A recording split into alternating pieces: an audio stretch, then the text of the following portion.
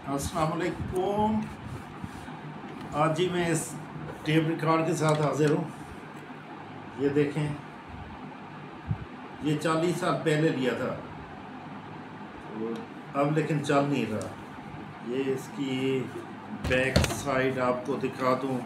ये इसकी back side, ये साइडें हैं और एक स्पीकर ये है और दूसरा स्पीकर ये है और इसकी जो केस्टें हैं वो भी आपको दिखा दूँ।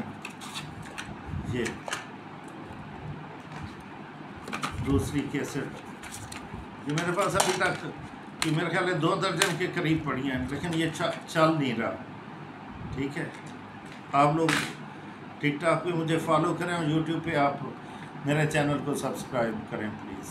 ठीक, शुक्रिया। अल्लाह हाफ़िज़। अस्सलाम वालेकुम व रहमतुल्लाहि व बरकातहू।